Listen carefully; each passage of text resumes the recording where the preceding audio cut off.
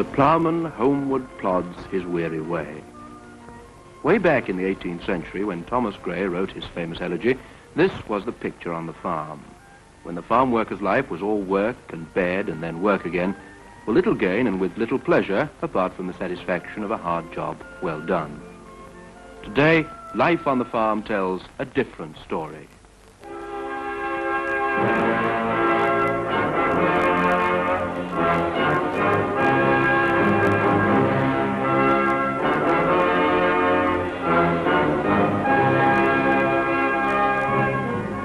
This is the weary ploughman's modern counterpart. The farm worker of today, the farmer of tomorrow.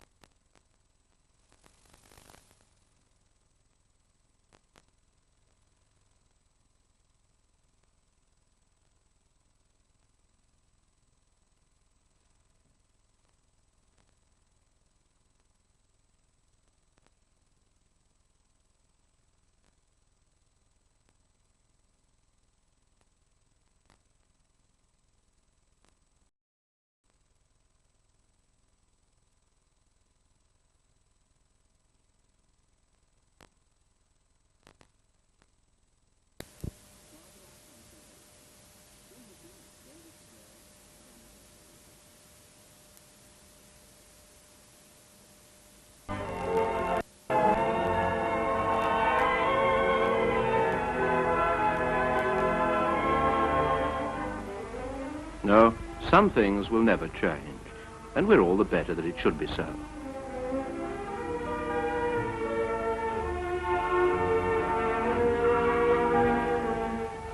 Growing up, for example. Natural beauty, serenity and grace.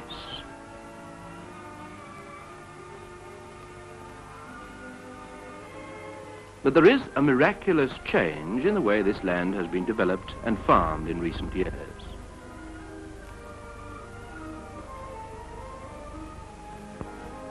And as a result, there have also been changes in the lives of the men and women who farm it. A change brought about by progress.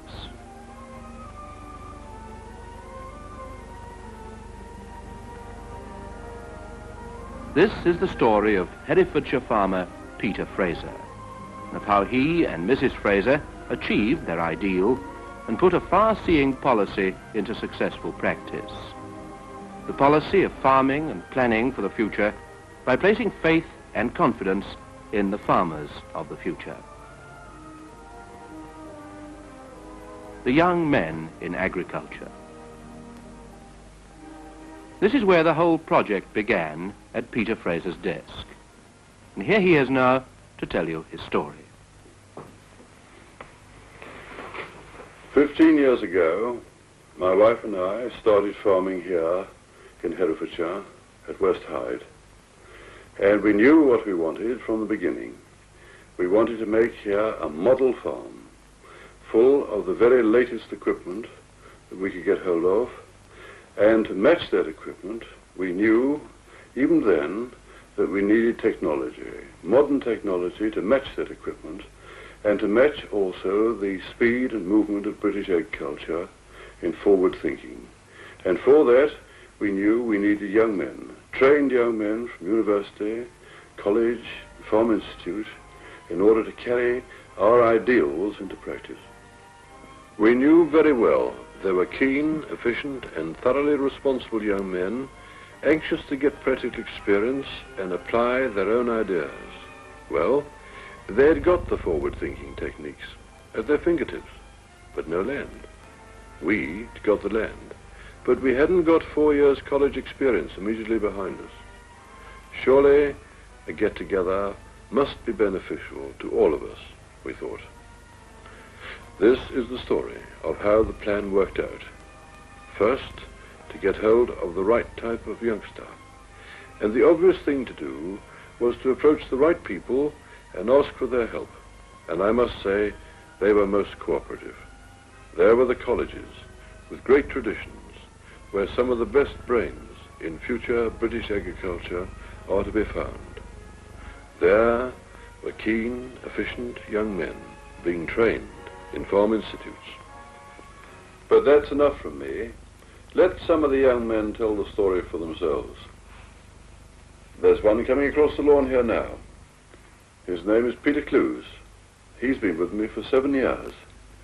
As a matter of fact, he's now my farm manager. Let's go out and meet him, and he'll tell you. I came to Westhide straight from the Royal Agricultural College, Cirencester, and it was made plain to me from the beginning that Mr. and Mrs. Fraser wanted a farm planned for the future. So we went in straight away just to do that. And in many cases, it meant a complete change. Yes, it did indeed. For example, this was the site of an enormous old apple orchard planted by Mrs. Fraser's grandfather. They were fine, handsome-looking old trees, but under present-day circumstances, quite uneconomic. So they had to be grubbed up, the roots burned, and completely replaced with new orchards planned in accordance with modern labor-saving techniques and machines. And here you see one of them, compact, easily sprayed, and better sited for protection from frost. A shame to see the old trees go, but you can't live on nostalgia alone. Then there was the Hereford herd, of which they're justly proud at Westhide. They started with 123 Hereford cattle, spread over 350 acres, which meant a sprawling, wasteful distribution of labor and general handling. 3 acres, in fact, to each beast. But by improved management of the land and by rigorous culling of the livestock to improve the standard, they now deal with a herd of 60 Herefords on only 96 acres. Just over 1.5 acres per animal, with a consequent saving in labor and land, and a much finer herd into the bargain.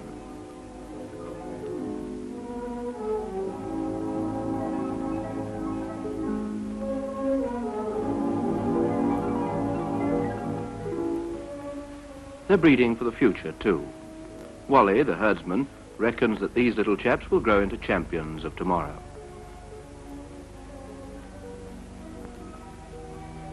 Like their 3 slightly older brothers here. They'll be away very soon to foreign countries, sold to strengthen the strain of herds abroad. A top-quality British export.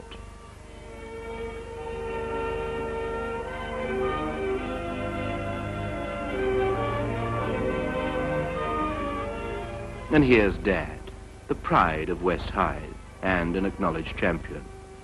But he and his sons and daughters and all the other livestock on the farm have to be fed efficiently and quickly. Which means that food supplies must be brought in close to the stock and stored in bulk. All the grain and meal is stored in these silos, from which there is direct access to the dairy herd, and the beef herd isn't far away. In addition to the homegrown grain in the silo, there is, of course, the silage question.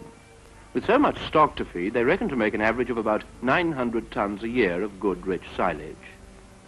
Economically harvested, transported, and evenly spread.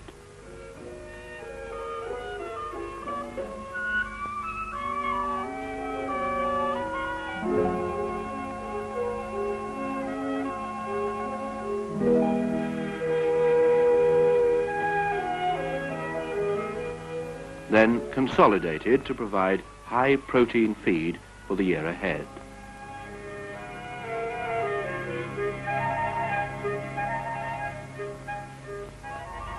Here again, they had to think big. Small fields like these, though suitable for grazing perhaps, were awkward in shape and wrongly situated to grow grass or forage crops for silage. So they created big fields which could be cut quickly with a minimum of labor. And that's the sort of thing that's being done all the time. A constant striving for more efficiency and greater output at a higher quality but a lower percentage cost. And I must tell you that Peter Clews is doing a thundering good job of just that. And not only that, but he's improving the quality of our breeding stock, of our crops, and our profit margin. But enough of him now. I'd like you to meet young Roger Burton, who's managing our Jersey herd.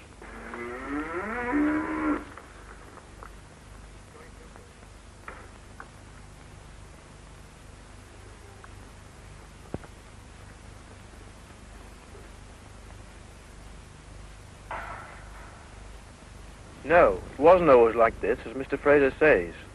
7 years ago, when Peter Clews joined Mr. and Mrs. Fraser, there were just 2 house cows. Like these 2 might be. They were pets almost, but they still had to be milked and fed, mucked out, and generally looked after. Peter was convinced that there was a future for high-quality milk, and that as the farm obviously suited the Jerseys, the herd should be increased and eventually become a completely independent economic factor on the farm. Mr. and Mrs. Fraser gave Peter the signal. Right, go ahead, but warned him that the results had better be good. This was a challenge, but over the next few years, by selective breeding, drastic culling, and good management, the case was proved, and the foundations of a top-class dairy herd were well and truly laid. It was at this point, just over a year ago, that I joined the team to continue, and where possible, to improve on the policy laid down. And the policy was good, as you can see for yourselves. They now have a fine herd of pedigree Jerseys, all fed scientifically on homegrown food and with the minimum expenditure of labor. The food is ground and fed into the cowshed direct from the grain store. Each cow has her own weight of balanced diet, calculated in accordance with her milk yield, and the most careful records are kept throughout the dairy system.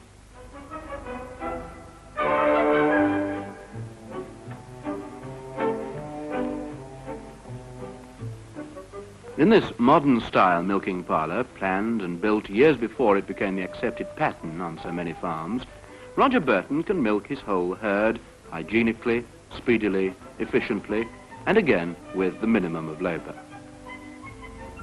The yield right now is 160 gallons per day, and still they can't meet the demand for the top quality milk they produce. And that's how I was bullied into starting a dairy herd as well as a beef herd. And thank goodness I was. I've never regretted it. And now let's leave the Jerseys and the Herefords and look at the general management of the farm.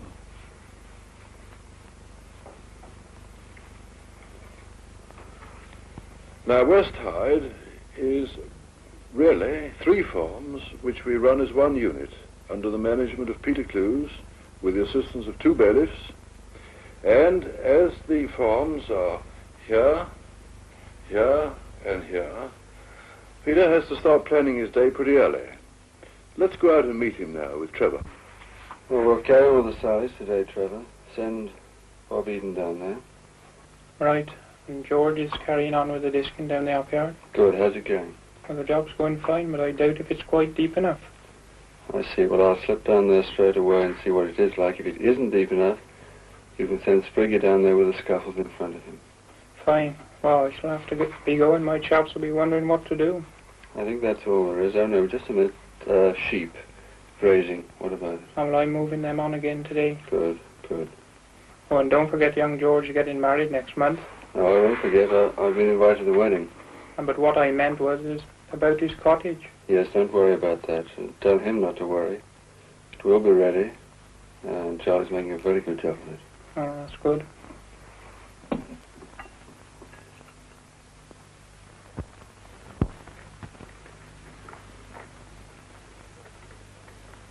That showed you a very brief excerpt from the early morning chat about the day's work, which Peter Clews has with Trevor, the farm bailiff, day in, day out, throughout the farming year.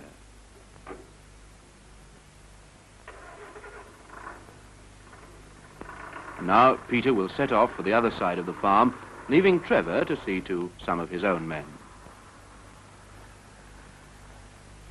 With tractors fueled and maintained in readiness for the jobs on hand, these men now await the day's orders from Trevor. Morning, all. Morning. Morning. George, you carry on with the silage over to Westhide. Okay. And Robert, you go on with the disking down in the upyard. Right. Sprig, and you can take that mower and take it off to Westhide and put the scuffles on, go scuffling in the upyard. Right.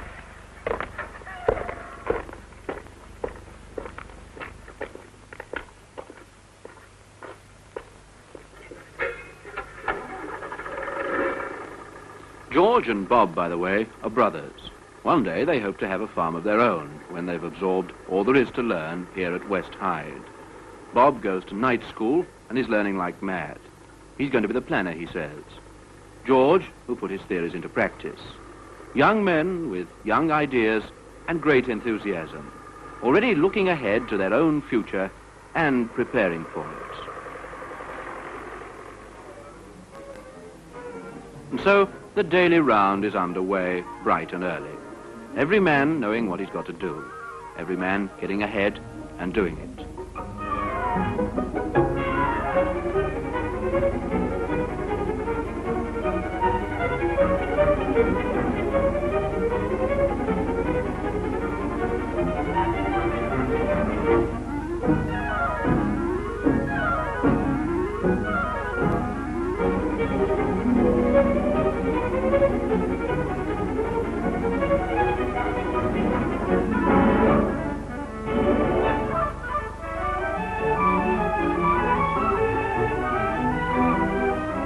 Now here's Trevor, the farm bailiff, doing some of the ploughing himself, making a nice job of it too.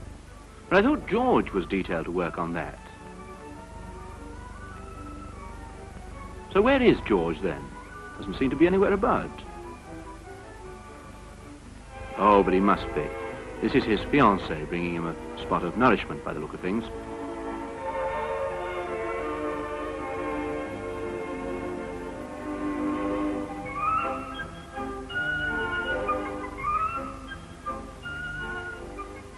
Ah, she's found him all right.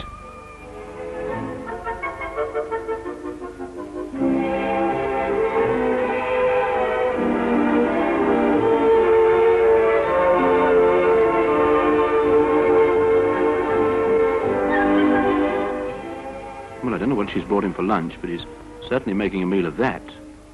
Still, you can't blame him. He's getting married next month, and he'll be supplied with a cottage. Let's take a look at this cottage. No, this isn't the one, but glance at it for a moment. What young farm worker wants to take his bride to a place like this? Make no mistake, mind. A lot of them had to in the bad old days. Look at that kitchen. Now compare it with the kitchen young George and his wife will have. What a difference. But if the labourer's worthy of his hire, he's also worthy of a decent house to go to at the end of the day. This is the outside of the cottage. You see, the structure isn't all that much different from the first place you saw.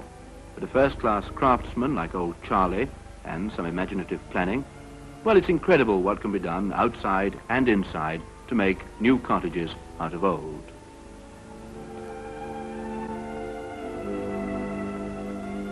And while we're on the subject of houses, let's take a look at the farm manager's house, where Peter Clews and his wife live. Lovely old place this, isn't it? Peter Clews is a lucky chap. But as Peter Fraser so rightly points out, a farm manager in these times is a business executive, and he should be housed like a business executive. Let's take a look inside, shall we? Very pleasant, isn't it? And why not, indeed? Men who work hard on the land deserve to relax in comfortable surroundings, just as much as workers anywhere else. And make no mistake, the young farming men of today deserve all these amenities and should have them. Once more, there's no reason at all why an efficiently run farm shouldn't be able to provide them. And at the end of the day, these chaps don't plod their weary way anywhere. But before we follow them and see what they do with their leisure time, let's see what John Farley thinks of them. He's in charge of the machinery repair and maintenance shop. He's a bit older than the youngsters we've been watching, but he too has been institute trained. Well, you know, there's a lot of rot talked about young and old being at loggerheads. These young taps can pick up a few tips from the old boys, and these old boys can learn a lot from these young up-and-coming farmers who've been to college. You've seen the brains of the farm, you've seen the body. Well, I consider the heart is the maintenance and repair shop. Nowadays, with mechanised farming, if the machinery comes to a standstill, then the farm comes to a standstill. And I consider that our maintenance and repair shop and its equipment, we can tackle most jobs of any type, and which enable the wheels to be kept turning. And talking of tackle, this is how one young chap spends part of his spare time, out with the old fishing tackle. On a properly run farm, there's time for leisure pursuits as well as work. That's how it is at Westhide. 3 nice darts.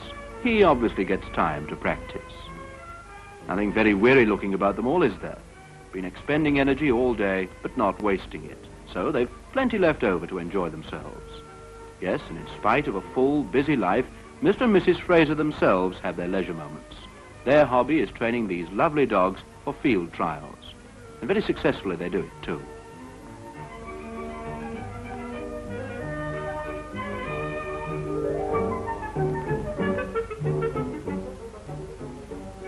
Yes, we know. That might almost have been dropped into the lake specially for the occasion, mightn't it?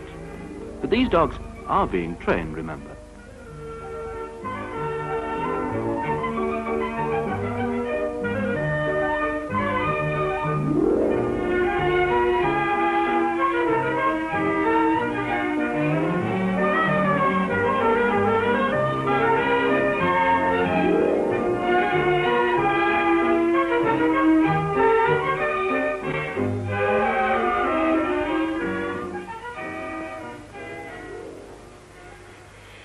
Yes, we play hard as well as work hard.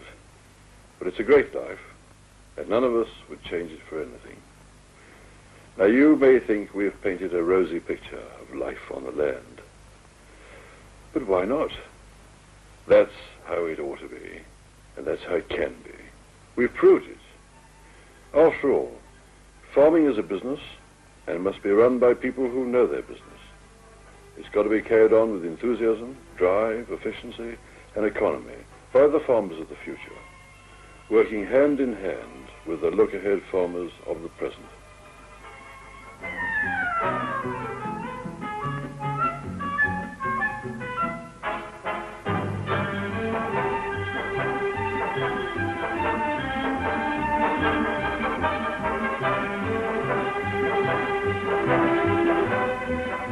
Yes, as Peter Fraser says, it might seem a rosy picture, but it is a practical one. In fact, it's so practical that farming experts from all over the world are interested enough to visit Westhide, specially to learn more about it. This is the Visitor's Book, a record of people from all nationalities who've come here to see what's being done at Westhide to farm for the future with the farmers of the future. Well, we've told them all about it, and now we've told you. So here they are, the new men on the land. Over the years, many young men have learned their jobs here with Peter Fraser and his wife, and have then gone on to farm or manage their own enterprises. Some of them, as you've seen, have stayed on. They're all young men who've come into farming as a career, as a way of life, as an investment for their future, and a share in their heritage, the land of Britain. And above all, to have a darn good job, with good prospects for themselves and their wives, and eventually their families.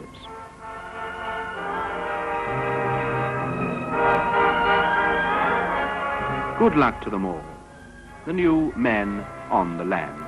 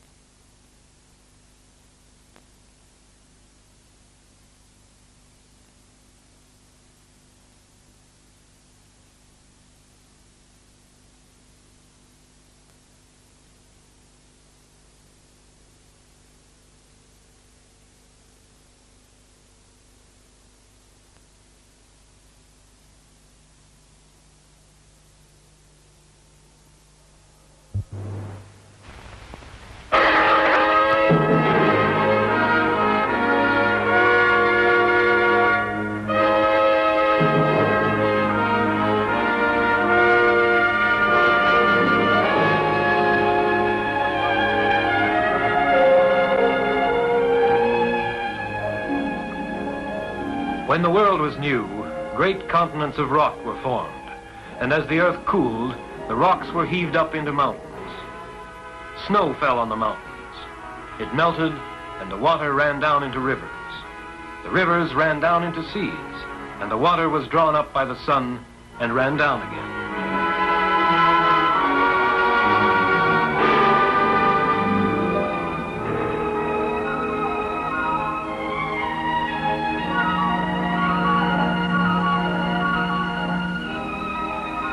For thousands of centuries, the water eroded the hills and carried the rock dust down, and then there was soil. And when there was soil, there was life. For thousands more centuries in the primordial swamps, life divided itself into many forms. The plants and animals changed and developed, and only those which adapted themselves to the changing world survived.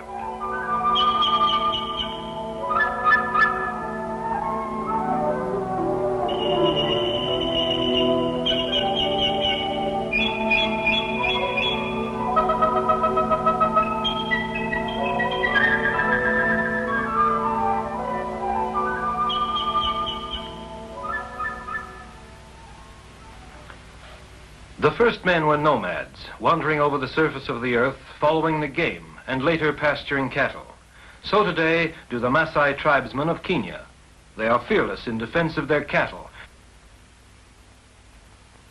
But since a man's prestige depends upon the number of cattle he owns, they unfortunately prefer 2 sick cows to 1 healthy one. Still primitive in their way of life, they live on a diet which consists of a mixture of blood and milk. For them, cultivation is menial. They fiercely resist change and will not adapt to a changing world. And so, the Maasai are dying out, just as the weaver bird would die if the grasses from which it builds its nest were to disappear.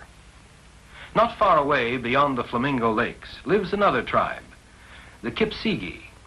Here is a different story, the story of a people who want to find new ways to make their land productive, to learn how machines can help them save more land for crops and less for oxen grazing. A people so close to the tribal living that the cooperative use of machinery is natural. There is a lot to do, for Africa is a rough continent still.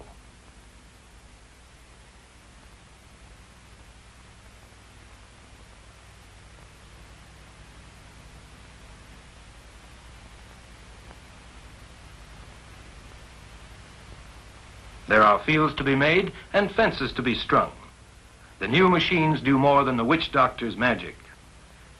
But always the jungle is at the end of the garden.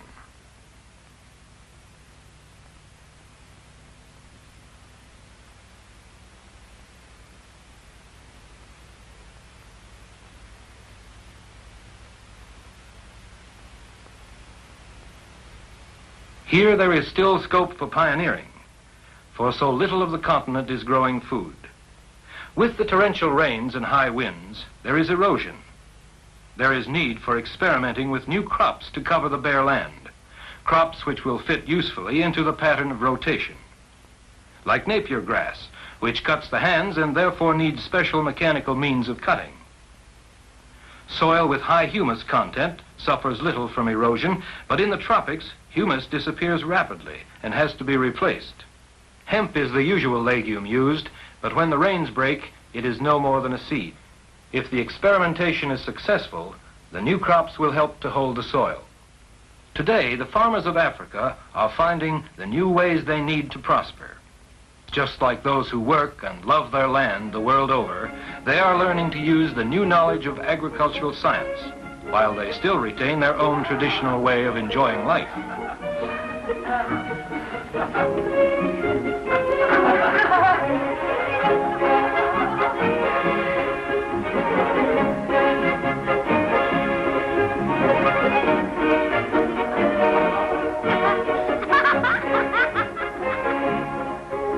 Africa is a land of contrasts, of mountains, verdant forests, wasted hills and desert.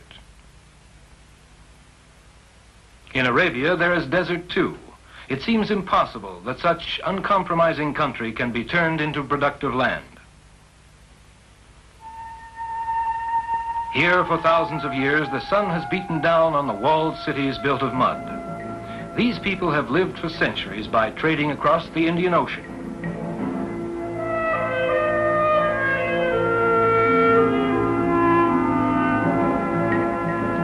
The fairy tale palace, coated with chalk and sugar and polished until it glistens like marble, does not seem to belong to the sultan of an agricultural people.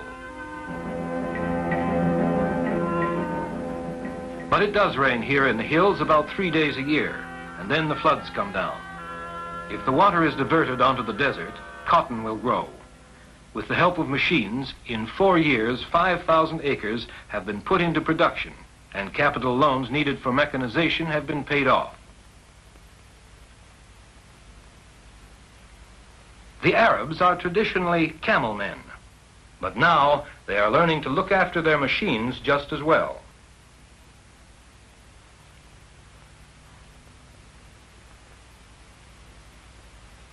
Across the Arabian Sea, the horsemen of Pakistan are learning new methods too.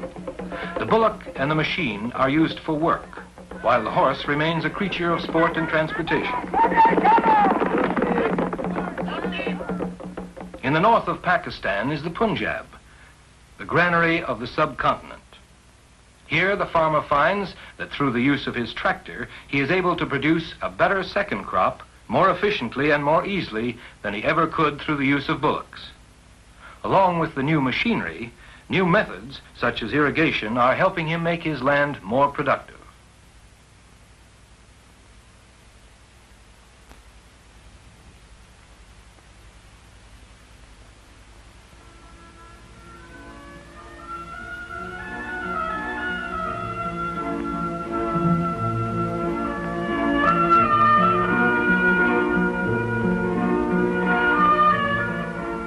Like Pakistan, India is a civilization far older than our own. We call it the inscrutable East because we do not understand it. We do not understand the religious veneration for the cow, the sacred animal that wanders in the streets and must live until it dies a natural death. There are 376 million people here. Sometimes there is famine, but slowly the ways of the East are changing. The old ways were good enough in centuries past when there were not so many people, but today new ways are needed. It takes time. Things cannot change too quickly. Shortage of capital holds the process back, but it's better that way. Sudden change disturbs the way of life too much.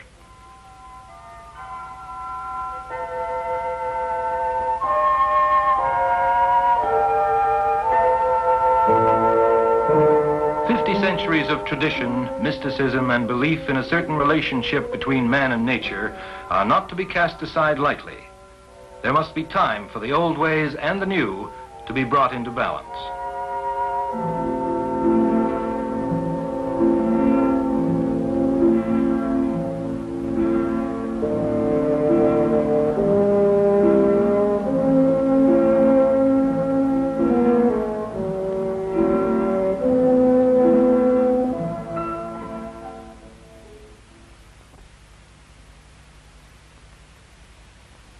But it will be accomplished, and already much has been done. Although technical education is going on, and basic education too, there is still much to do.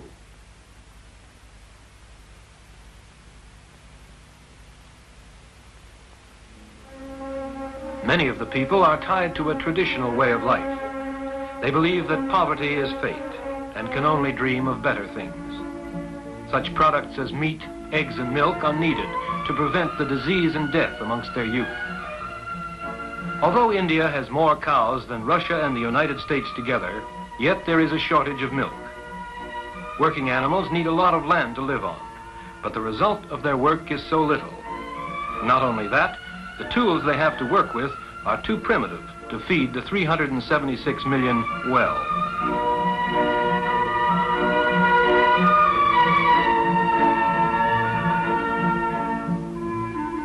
To Westernize, it seems that India, above all countries, would benefit from the intelligent use of machines. Mexico, on the other side of the world, is another land of contrast between the old and the new. Here we may see men planting corn in the same way and with the same implements their forefathers used. They move along fields in the shadow of the great pyramid of the sun, which stands as a silent reminder of an ancient race that lost touch with nature and perished because it failed to adapt its ways to the demands of the land that nourished it.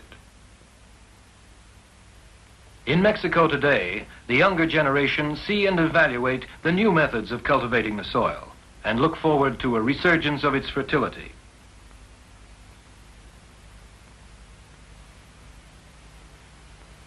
South, in Argentina, at the base of the high Andes, a vast desert area has been reclaimed for agriculture. The water from the melting snow on the mountains has been diverted to an intricate irrigation system, and the arid wasteland has been converted into a lush green garden.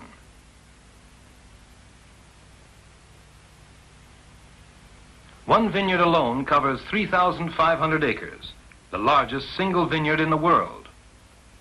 In some older vineyards, which have narrow rows, tractors have been adapted with high wheels in order that they may pass over the top without damaging the vines. New vineyards are being planted with wider rows to allow for the greatest possible mechanization.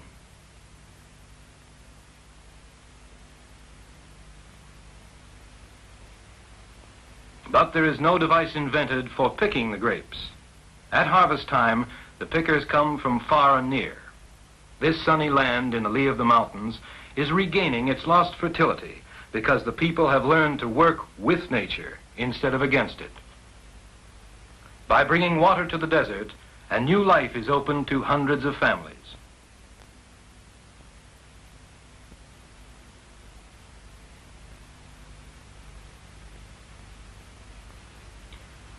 The grapes go off to the bodegas where they will be crushed to make the wine. The methods are new. Machines now do what once was done by men and beasts of burden. But the mysterious process of nature that converts the juice of the grape into wine remains the same.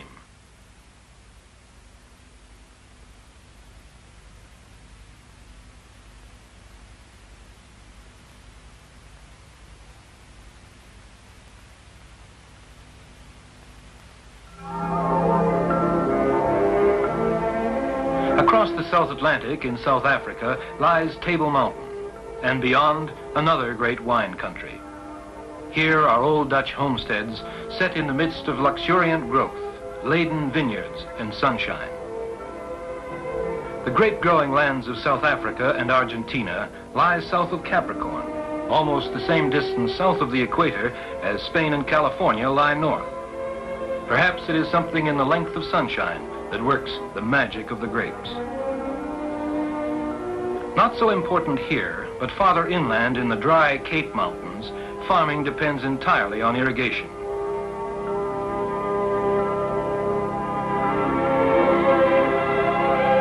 In these parts, the herdsmen round up ostriches instead of cows. The cockbird is a killer, and you don't go into his pen without a thorn branch.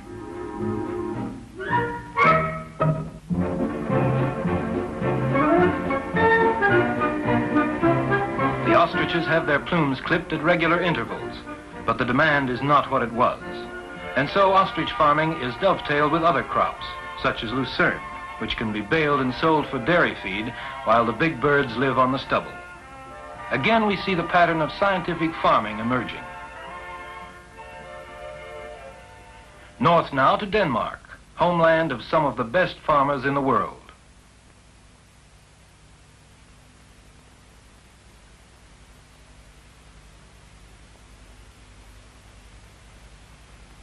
Though a tiny nation, the Danes, through industry and planning, supply dairy products and bacon to larger countries the world over.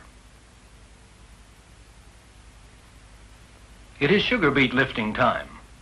Men and tractors are at work, women and children too. Again, even in this progressive farming land, the transition is not complete. It requires capital to change from horses to tractors, but a horse needs 3 acres of land to feed it. 3 acres that can grow beets. And the bigger load, taken in the shorter time, earns more money. The Danes are a thrifty and efficient people, and they know that the business of feeding the world's increasing population is big business. Here we see industrial methods being applied to agricultural products to meet the ever-growing need for food. Another small country, England, looks much as it always has, but one tradition no longer survives. Horses as farm animals have almost disappeared. The pastures that once grazed horses now produce more beef and milk. But Englishmen still love a good horse, and so the horse remains in the realm of sport and controversy. England has perhaps the most highly mechanized farm economy in the world. With the help of machinery, especially designed for each job, fewer people are producing more food than ever before, and yet the soil is not being depleted. The earth is generous and yields rich harvests, and the farmer, well equipped to meet the needs of the future, returns to the soil organic matter to replace the wealth he draws from it. Research has given us new knowledge of the care and feeding of poultry, but machines are needed to carry out methods which give the greatest returns.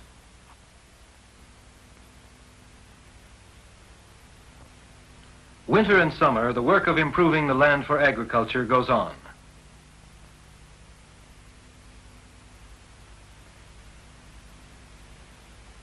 The English village has not lost its charm, nor the English farm its character.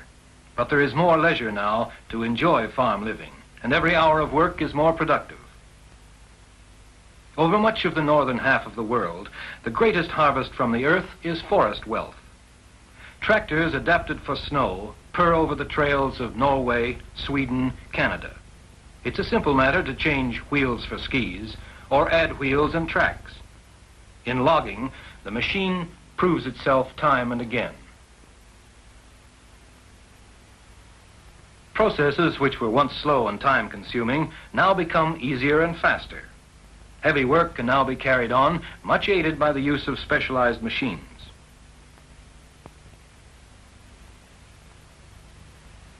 Tractors of the type seen here proved invaluable aids to Sir Edmund Hillary in his conquest of Antarctica. We may even find the machine playing a part in the greater enjoyment of our leisure moments. Down under, in outback Australia, there are millions of acres of undeveloped land. But this sterile country can be transformed by scientific treatment, supplying deficient phosphates and base elements, making clover possible. Clover makes possible better grass, and modern equipment introduces the seed of both directly into the soil.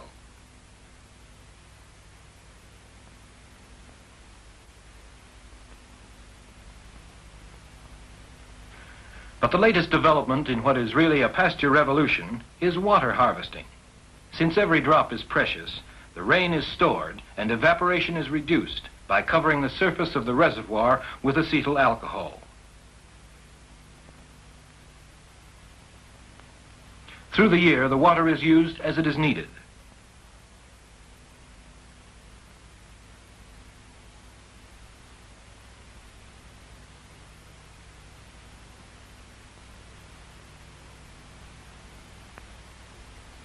A few years ago, this land was worthless.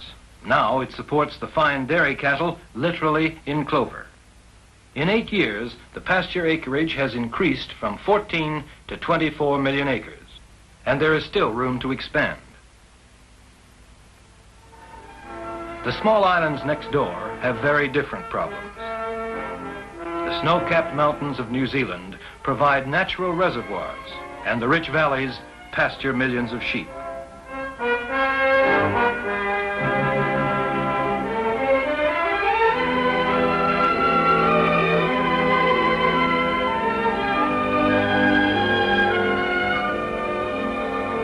A man can handle a huge flock almost single-handed, except at lambing time. In the old days, the shepherd worked day and night without rest, but now, with the help of his tractor, as well as his dog, it is easier.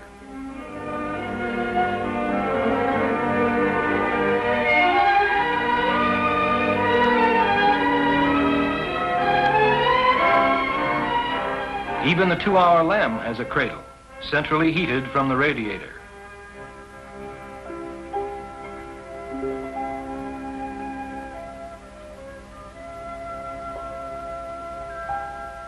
But much of the hilly land of New Zealand is of marginal fertility.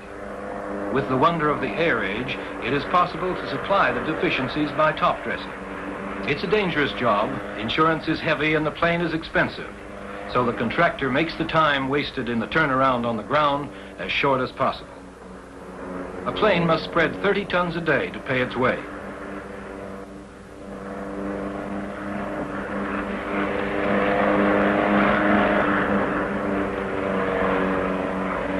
Today, Canterbury Plain, once covered with bush, is a green sward dotted with sheep, and the name of New Zealand is famous all over the world for its wool and its farm produce.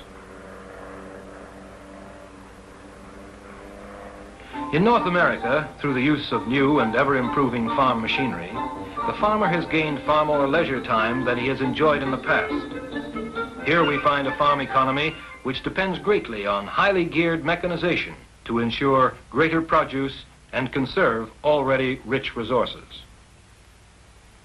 Orchards can be given better care and yields are increased when every tree is well cultivated and well sprayed.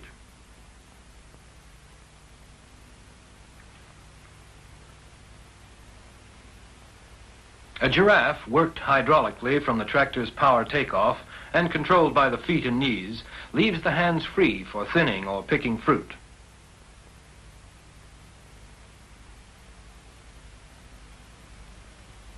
With such attention lavished on each tree, results can equal hopes.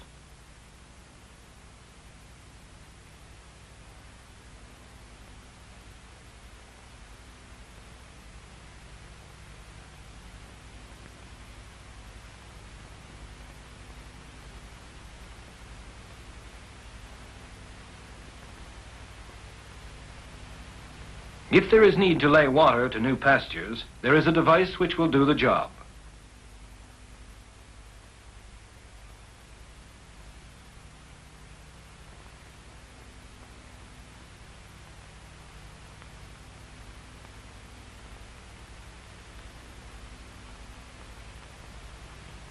Attached to the tractor, it lays the plastic pipe under the ground deep enough so that cultivation can go on over it.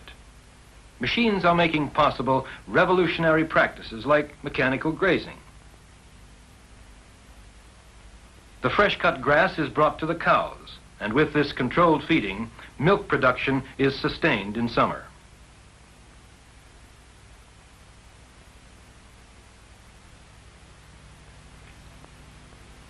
The dairy farmer, by use of a machine like the forage harvester, adapts himself to the new ways. He must, for the way of life is changing. If he does not, his work becomes uneconomic.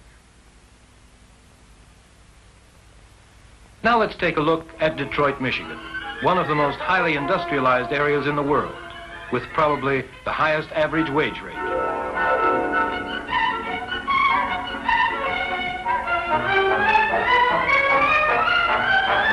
Power, good organization, and machinery making more machinery to help the farmers. The town helping the country, and vice versa.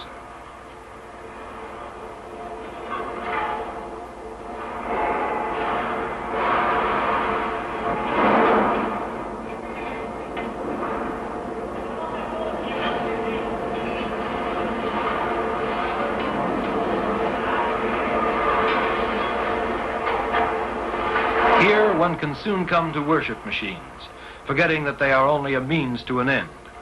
Here, where the automobile first went into mass production, where the first gasoline motors came off the assembly line to revolutionize transportation, the latest techniques of pneumatic hoists and power tools are applied to the production of tractors by the thousands.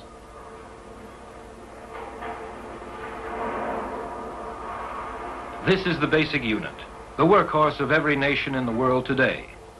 Tractors headed for Iowa and Alabama, for Saskatchewan and New South Wales, for the Punjab and the Sahara, for Japan and Ethiopia. A workhorse made of steel that needs no pasture and no rest, ready to turn its energy to any job there is to do.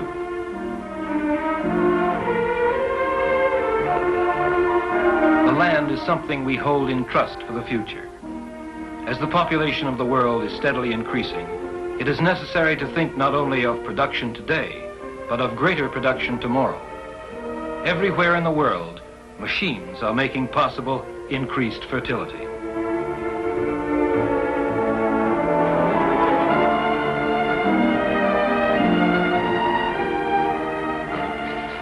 From water, rocks, and air, through the slow process of geological time, our planet Earth became a garden of unending beauty. And man, creature of mind and spirit, beyond the mystery of organic life, now works with nature to replenish Earth's abundance and maintain the harmonious balance of soil and life.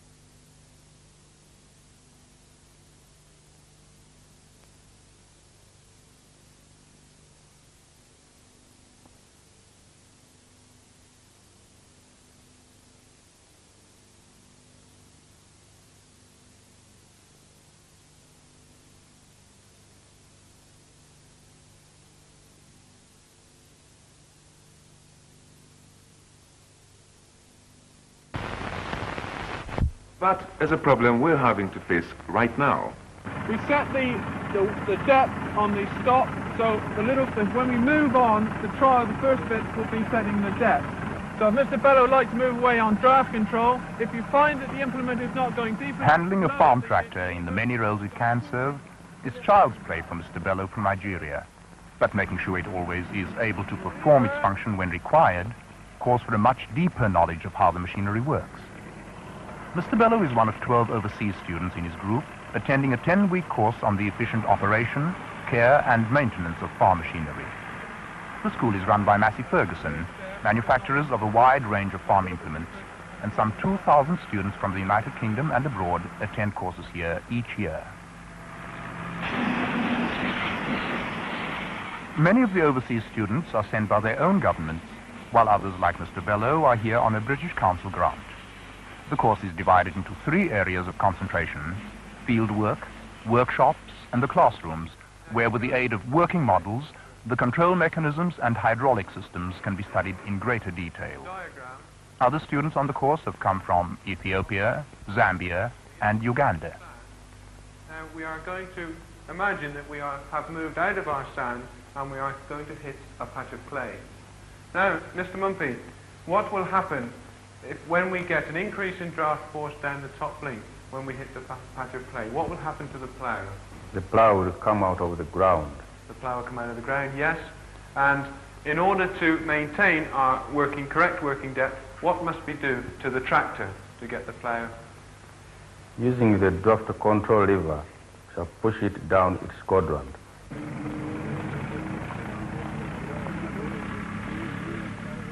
During their stay, the overseas students live in the school residence, which provides as many of the modern comforts as possible.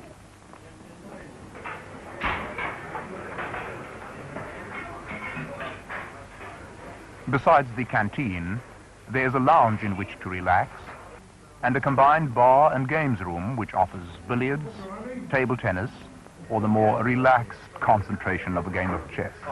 Thank you very much. And cheers. But with only 10 weeks at the school, it's soon back to work. In the workshops, I spoke to Barry Poulton, a senior instructor. How detailed is this breaking down of and Last nut and bolt. I see. Every single little part. Every single little part. And we explain the function where the function does not explain itself.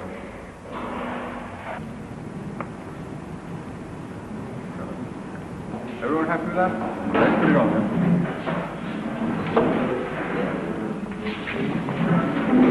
Most of these students will return home to pass on what they have learned to farmers eager to employ the benefits of farm mechanization, or to the maintenance staff of farm machinery supply centers.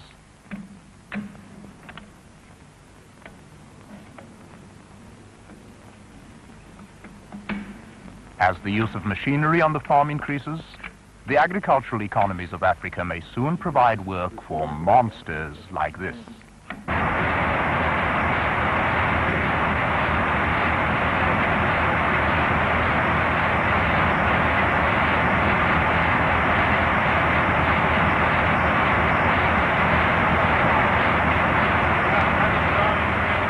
At the present time, there is limited application for machines like this, capable of harvesting large areas of grain crops. But by including it in the course, Massey Ferguson is preparing for the future, when the efficient handling of farm economies will depend on this type of advanced equipment.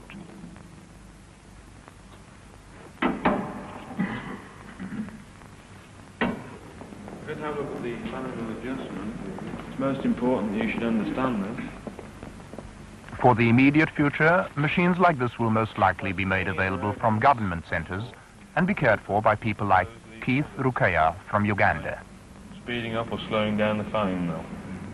Now, we must only do this while the fanning mill shaft is in motion. Failure to do this will render the arm as being bent and possibly the casting breaking at the back. Well, this monster of a machine with its millions of bits of equipment, how do you get through it in 10 weeks' time? Well, we get through it in 3 weeks' time. The students strip it down right from front to back and do all the necessary adjustments to put the machine into the field. Mr. Bello, what would you be doing in Nigeria at home? If I have to go back to Nigeria again, I'm going to be in charge of all these machines and equipment and teach the other people who are not being able to come to this place.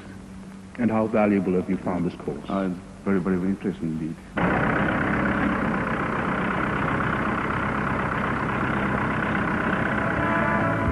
Till next week, goodbye.